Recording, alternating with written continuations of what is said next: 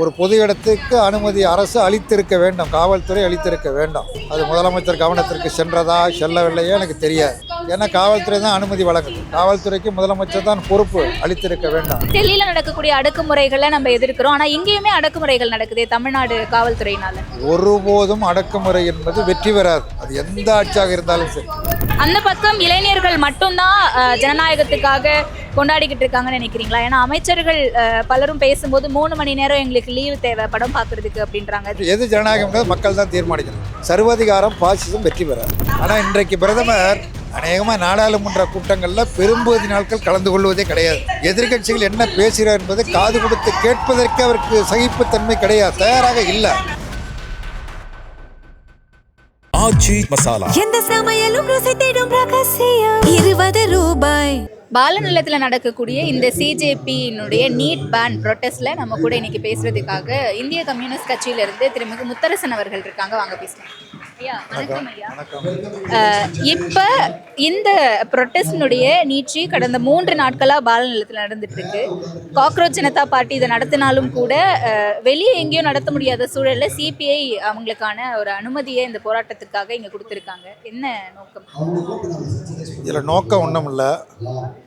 இப்பொழுது தமிழ்நாட்டில் ஆட்சியில் இருக்கிற அரசு நீட் நுழைவுத் தேர்வை எதிர்க்கிறது. வினாத்தாள் கசிவை அது ஏற்கவில்லை.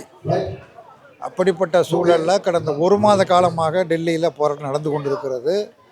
அதன் ஒரு பகுதியாக கடந்த 20ஆம் தேதி நாடாளுமன்றத்தை நோக்கி பல்லாயிரக்கணக்கான மாணவர்கள் இளைஞர்களும் பேரணியாக சென்றார்கள்.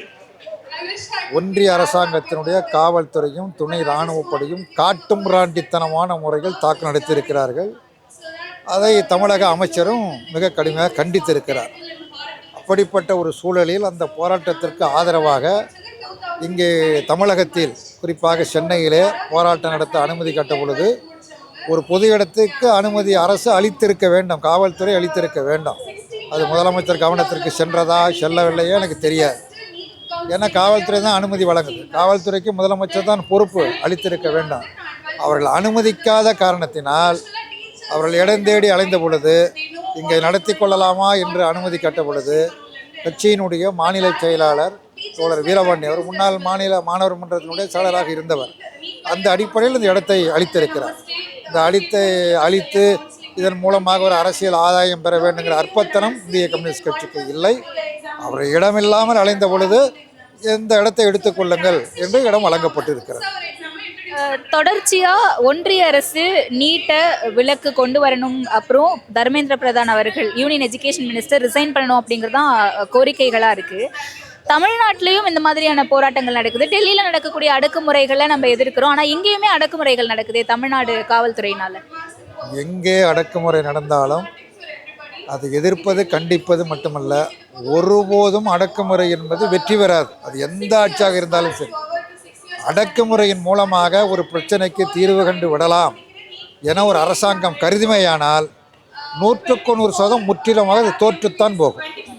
சாலை போராடுவதற்கான இடம் கிடையாது, நாங்கள் அடக்குமுறை பண்ணலை, அவங்கள போராட விட்டு அவங்கள அப்புறத்தான் படுத்தணும், சிறிது நேரம் அவங்களுக்கு போராட்டத்துக்கான நேரம் கொடுத்து அதன் பிறகு அவங்களை அப்புறப்படுத்தணும் அப்படின்ட்டு கல்வித்துறை அமைச்சர் சொல்கிறாரு. அதாவது நாங்கள் போராட அனுமதி கொடுத்தோம், அப்புறம்தான் அப்புறப்படுத்தணும். நான் கேட்பது கொள்கை ரீதியாக அவர்கள் முன்வைத்திருக்கிற கோரிக்கைகள் தமிழ்நாடு அரசாங்கத்திற்கு முழு உடன்பாடு. அப்படித்தான் தொடர்ந்து சொல்கிறாங்க. நீட் நுழைவுத்துறையை நாங்கள் ஏற்கலை, தேசிய கல்விக் கொள்கையை ஏற்கலை, வினாத்தாள் கசிவை ஏற்கலை, மாணவர்கள் இளைஞர்கள் மீது மேற்கொண்ட தடியடியை ஏற்கவில்லை என்று சொல்லுகிற பொழுது அவர்களே ஒரு இடத்தை, ஏன்னா அவங்க அமைதியான முறையில் நடத்துகிறாங்க. இப்போ 3 நாளாக அந்த பாலநிலத்தில் அந்த போராட்டம் நடந்துக்கிட்டு இருக்குது. எந்த விதமான வன்முறையும் கிடையாது. ஒரு ஜனநாயக முறையில் அமைதியான முறையில் இந்த போராட்டத்தை நடத்துகிற பொழுது ஒரு பொதுவெளியில் நடத்துவதற்கு அனுமதி மறுக்கக்கூடாது, அனுமதி அளித்திருக்க வேண்டும். இனிமேலாவது அனுமதி அளிக்க முன்வர வேண்டும் என்பதுதான் என்னுடைய வேண்டுகோள். முன்னாள் சட்டமன்ற உறுப்பினர் திரு ஷானவாஸ் அவர்கள் பேசும்போது எல்லாரும் ஜனநாயகத்துக்காக ஒரு சில இளைஞர்கள் கொண்டாடிக்கிட்டு இருக்கும்போது இந்த இளைஞர்கள் ஒரு நல்ல விஷயத்துக்காக இந்த போராட்டத்தில் கூடியிருக்கிறது மிகவும் மகிழ்ச்சி அளிக்குதுன்னு சொன்னார். அந்த பக்கம் இளைஞர்கள் மட்டும்தான் ஜனநாயகத்துக்காக கொண்டாடிக்கிட்டு இருக்காங்கன்னு நினைக்கிறீங்களா? ஏன்னா அமைச்சர்கள் பலரும் பேசும்போது 3 மணி நேரம் எங்களுக்கு லீவு தேவை படம் பார்க்கறதுக்கு அப்படின்றாங்க. ஜனநாயகம் திரைப்படத்தை கொண்டாடுங்கன்ட்டு துறை சார்ந்த மருத்துவத்துறை அமைச்சரே சொல்றாரு. அதாவது ஜனநாயகத்திற்காக எல்லாரும் போராடுறாங்க. அது ஆளுநர் நவாஸ் குறிப்பிட்டது, நான் வரும்போது பார்த்தேன், ஒரு படம் வெற்றி பெற வேண்டும் என்பதற்காக இளைஞர்கள் கூடி மண்சோறு சாப்பிட்டு கொண்டு ஒரு செய்தியை பார்த்தேன். அப்படிப்பட்ட சூழலில் நீங்கள் போராடுவதை வரவேற்கத்தக்கதுன்னு சொல்லி சொன்னார். ஜனநாயகம்னா பல ஜனநாயகம் இருக்குது. உண்மையான ஜனநாயகத்திற்காக இந்த மாணவர்கள் போராடுகிறார்கள். பல ஜனநாயகம் இருக்குது. ஒன்றுக்கும் ஜனநாயகம் தான் பேர் சொல்கிறாங்க. நரேந்திர மோடி அரசாங்கம் நீட் நுழைவுத் தேர்வை கொண்டு வந்து ஜனநாயகம் தான் சொல்கிறாங்க. அது வேண்டாம் என்று போராட இதுவும் ஜனநாயகம். எது ஜனநாயகம்ன்றது மக்கள் தான் தீர்மானிக்கணும். இளைஞர்கள் மாணவர்கள் மட்டுமல்ல, எல்லோரும் ஜனநாயகத்திற்காக போராடுகிறார். ஒரு உண்மையான ஜனநாயகத்திற்காக எல்லோரும் போராடி கொண்டிருக்கிறார்கள். உண்மையில் நிறைவாக ஜனநாயகம்தான் வெற்றி பெறும். ஜனநாயகத்தை யாராலும் தோற்கடிக்க முடியாது. சர்வாதிகாரம் பாசிசம் வெற்றி பெறாது. மக்களவையில் இது குறித்து விவாதிக்க நாங்கள் தயாராக இருக்கோம். எதிர்க்கட்சிகள் எல்லாரும் இந்த விவாதத்தில் கலந்துக்கணும் அப்படின்னு பாஜக தரப்புலேருந்து சொல்லியிருக்காங்க. இதற்கு கம்யூனிஸ்டினுடைய இது என்ன சார்? இது ஒவ்வொரு முறையும் சொல்லப்படுகிறது. நாங்கள் எல்லா பிரச்சனைகளையும் விவாதிக்க நாங்கள் தயாராக இருக்கிறோம். எதிர்கட்சிகள் எழுப்புகிற எல்லா கேள்விகளுக்கும் நாங்கள் பதிலளிக்கிறதுக்கு தயாராக இருக்கிறோம் என்று சொல்லுகிறார்களே தவிர, நடைமுறையில் எதிர்கட்சிகள் மக்கள் பிரச்சனை இது. மேகதாட்டில் அணை கட்டுற பிரச்சனையாக இருக்கட்டும், நீட் நுழைவுத் தேர்வு பிரச்சனையாக இருக்கட்டும், நாத்தால் கசிவு பிரச்சனையாக இருக்கட்டும், இன்னும் பல்வேறு பிரச்சனைகள் மக்கள் பிரச்சனை. மக்கள் பிரச்சனையை நாடாளுமன்றத்தில் விவாதிக்க வேறு எங்கே விவாதிக்கிறது? அப்பொழுது விவாதிப்பதற்கு அனுமதிக்க வேண்டும். விவாதத்தை காது கொடுத்து கேட்க வேண்டும். பண்டித ஜவஹர்லால் நேரு குறித்து ஒரு கருத்தை சொல்வார்கள். நாடாளுமன்றத்திற்கு ஒரு நாள் கூட வராமல் இருந்ததில்லை. அத்தனை நாட்களிலும் நாடாளுமன்ற விவாதத்தில் அவர் பங்கேற்று காது கொடுத்து கேட்பார், அவர் பதிலளிப்பார்னு சொல்லுவாங்க. ஆனால் இன்றைக்கு பிரதமர் அநேகமாக நாடாளுமன்ற கூட்டங்களில் பெரும்பகுதி நாட்கள் கலந்து கொள்வதே கிடையாது. எதிர்கட்சிகள் என்ன பேசுகிறார் என்பதை காது கொடுத்து கேட்பதற்கு அவருக்கு சகிப்புத்தன்மை கிடையாது, தயாராக இல்லை. அதான் கடந்த 12 ஆண்டுகளாக நாடு பார்த்து கொண்டிருக்கிற செய்தி. விவாதிக்க தான் நாடாளுமன்றம். அங்கே எதிர்கட்சிகள் என்ன சொல்லுகிறார்கள், நீட்டை பற்றி என்ன சொல்கிறாங்க, நாத்தால் கசியை பற்றி என்ன சொல்கிறாங்க, நீங்கள் விளக்கமளிப்பதற்கு உங்களுக்கு நிறைய வாய்ப்பு இருக்குது. அதே மாதிரி வாய்ப்புகளை, பிரச்சனையை பேசுவதற்கான வாய்ப்புகளை எதிர்கட்சிகளுக்கு வழங்க வேண்டாம். அதுதான் ஜனநாயகம். அந்த ஜனநாயகம் நம்முடைய நாடாளுமன்றத்தில் கடந்த 12 ஆண்டு காலமாக இல்லை என்பதுதான் யதார்த்தமான உண்மை.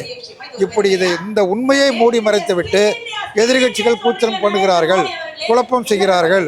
ஆகவே நாடாளுமன்றத்தை நடத்த விடாமல் ஒத்திவைக்க வேண்டிய நிலைமை ஏற்படுது என்று எதிர்க்கட்சிகளின் மீது வீண்பலி சுமத்தி தங்களை தற்காத்துக் கொள்ளவும் தப்பித்துக் கொள்ளவும் ஒன்றிய அரசாங்கம் முயற்சிக்கிறது என்பதுதான் யதார்த்தமான உண்மை. நிறைவான கேள்வி, ஒன்றிய அரசுக்கு எதிராக இன்றைக்கு பல்வேறு இடங்களில் போராட்டங்கள் நடந்துகிட்டு இருக்கு. தமிழ்நாடு அரசு ஒன்றிய அரசை நாங்கள் கொள்கை எதிரியா பார்க்கிறோம்னு சொல்றாங்க. ஆனால் அவங்களுடைய எதிர்ப்பு அப்படிங்கிறது அவ்வளவு வீரியமா இல்லை. நீட் விவகாரத்தை நாங்கள் எதிர்க்கிறோம்னு சொன்னாலும் கூட எங்களுடைய அவங்களுடைய நிலைப்பாட்டில் அவங்க ரொம்ப ஸ்ட்ராங்கா இருக்காங்க. நீங்க நினைக்கிறீங்களா? தமிழ்நாட்டு அரசுக்கு என்ன சொல்ல விரும்புறீங்க? ஒரு ஆதரவு கருத்து தரக்கூடிய கட்சி. நான் தொடக்கத்திலே சொன்னேன், தமிழ்நாட்டில் இருக்கிற தாவேக அரசாங்கம் நீட் நுழைவுத் தேர்வை ஏற்கவில்லை, நாத்தால் கசிவை ஏற்கவில்லை, தேசிய கல்விக் கொள்கை ஏற்கவில்லை என்று அமைச்சர்களை சொல்லுகிறார்கள். இதுதான் எங்களுடைய கொள்கை என்றும் சொல்லுகிறார்கள். அப்படி கொள்கையாக இருக்கிற பொழுது டெல்லி நடைபெற்ற தடியடியை கண்டித்திருக்கிறார்கள். அப்படிங்கிற பொழுது இந்த போராட்டத்தை அவர்களை முன்வந்து ஆதரிக்க வேண்டும், அவர்களை ஊக்கப்படுத்த வேண்டும், அவர்களுக்கு இடஒதுக்கீடு செய்து தர வேண்டும்.